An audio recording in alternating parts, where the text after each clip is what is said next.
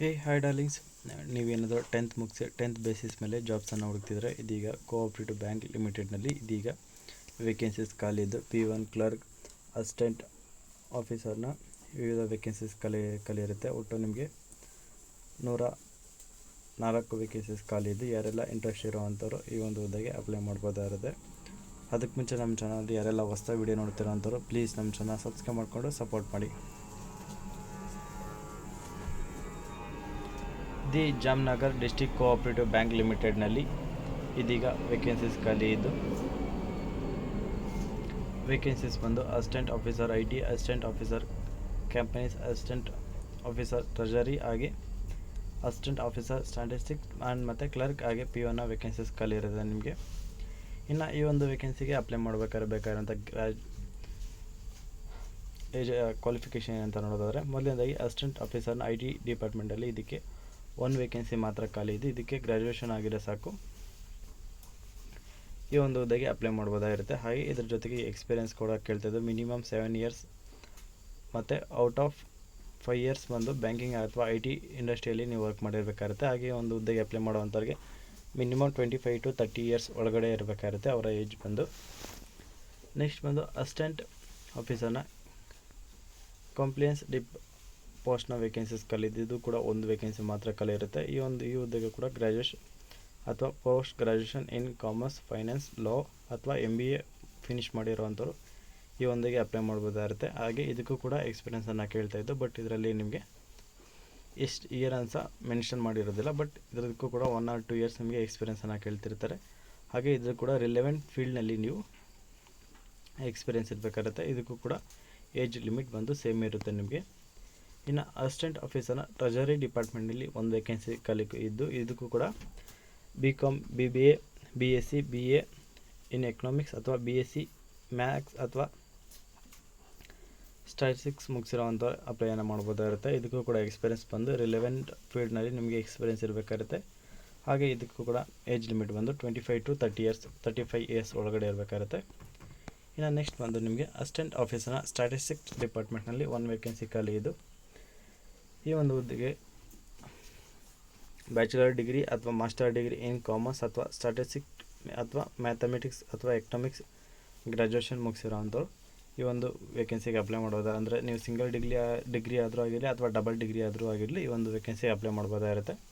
ಹಾಗೆ ಇದಕ್ಕೂ ಕೂಡ ಎಕ್ಸ್ಪೀರಿಯೆನ್ಸ್ ಕೇಳ್ತಿದ್ದಾರೆ ಮತ್ತು ಸೇಮ್ ಏಜ್ ಲಿಮಿಟ್ ಆಗಿರುತ್ತೆ. ಇನ್ನು ನೆಕ್ಸ್ಟ್ ಬಂದು ಕ್ಲರ್ಕ್ ಡಿಪಾರ್ಟ್ಮೆಂಟ್. ಇದರಲ್ಲಿ ನಿಮಗೆ ಕ್ಲರ್ಕ್ ಹುದ್ದೆಗಳು ಇದರಲ್ಲಿ ನಿಮಗೆ ಒಟ್ಟು 59 ವೇಕೆನ್ಸೀಸ್ ಖಾಲಿ ಇದ್ದು ಈ ಹುದ್ದೆಗೆ ಕೂಡ ಗ್ರ್ಯಾಜುಯೇಷನ್ ಆಗಿರಬೇಕಾಗಿರುತ್ತೆ. ಇನ್ನು ಅದರಲ್ಲಿ PGDCA ಅಥವಾ CC ಸರ್ಟಿಫಿಕೇಟ್ ಇರೋವಂಥವ್ರು ವಿತಿನ್ 16 ಮಂತ್ನಲ್ಲಿಗೆ ನಿಮಗೆ ಜಾಯಿನಿಂಗ್ ಕೂಡ ಇರುತ್ತೆ.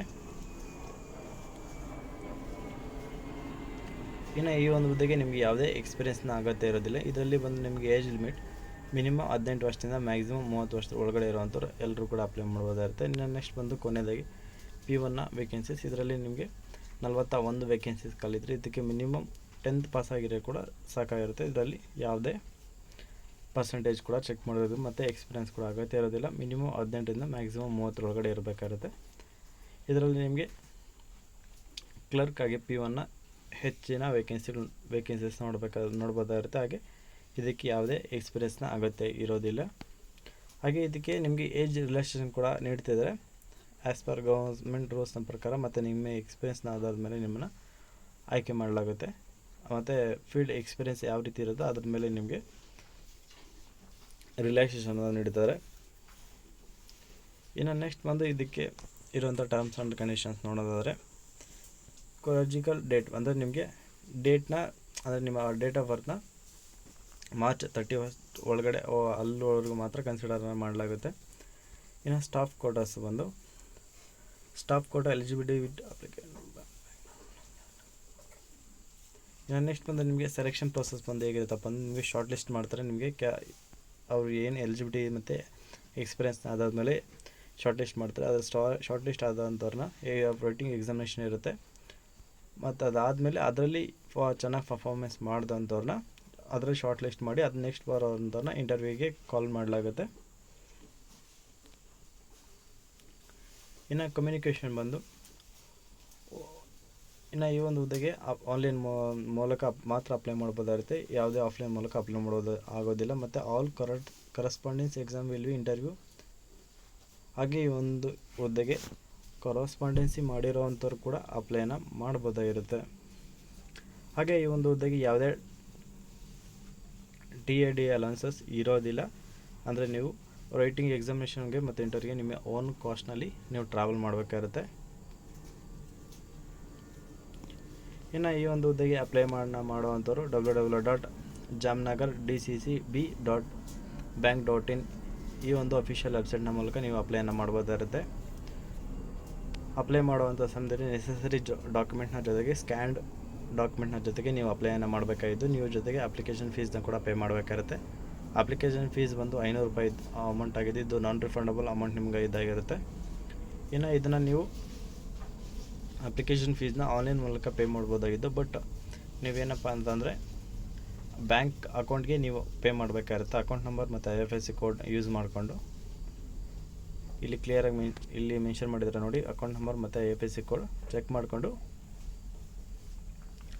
ಸಬ್ಮಿಟ್ ಮಾಡಬೇಕಾಗಿರುತ್ತೆ. ಹಾಗೆ ಸಬ್ಮಿಟ್ ಮಾಡಿದ್ಮೇಲೆ ಬರುವಂಥ ಒಂದು ರೆಸಿಪ್ಟನ್ನ ಕೂಡ ನೀವು ತೊಗೊಂಡು ಇಟ್ಕೋಬೇಕಾಗಿರುತ್ತೆ. ಸೊ ಇದು ಡೈಲಿಂಗ್ಸ್ ಇವತ್ತಿನ ಒಂದು ಶಾರ್ಟ್ ವಿಡಿಯೋ ಇದಾಗಿದ್ದು. ಈ ಒಂದು ವಿಡಿಯೋದ ಬಗ್ಗೆ ನಿಮಗೆ ಏನಾದರೂ ಅನಿಸಿಕೆ ಇದ್ದರೆ ಕಮೆಂಟ್ ಮಾಡಿ, ಹಾಗೆ ಲೈಕ್ ಮಾಡಿ. ಯಾರೆಲ್ಲ ಕೆಲಸ ಹುಡುಕ್ತಿರೋವಂಥವ್ರಿಗೆ ಈ ಒಂದು ವಿಡಿಯೋನ ಶೇರ್ ಮಾಡಿ ಅಂತ ಹೇಳ್ತಾ, ಇದೇ ಥರದ ಹೆಚ್ಚಿನ ಉದ್ಯೋಗ ಮಾಹಿತಿಗಾಗಿ ಹಾಗೆ ಜಾಬ್ಸ್ ಮತ್ತು ಸ್ಕೀಮ್ಸ್ಗೋಸ್ಕರ ತಪ್ಪದೆ ನಮ್ಮ ಚಾನಲ್ ಸಬ್ಸ್ಕ್ರೈಬ್ ಮಾಡಿಕೊಂಡು ಪ್ಲೀಸ್ ಸಪೋರ್ಟ್ ಮಾಡಿ ಅಂತ ಕೇಳ್ತಾಯಿದ್ದೀನಿ. ಇನ್ನು ನೆಕ್ಸ್ಟ್ ವಿಡಿಯೋ ಸಿಗೋವರೆಗೂ ಎಲ್ಲರಿಗೂ ಟಾಟಾ, ಬಾಯ್.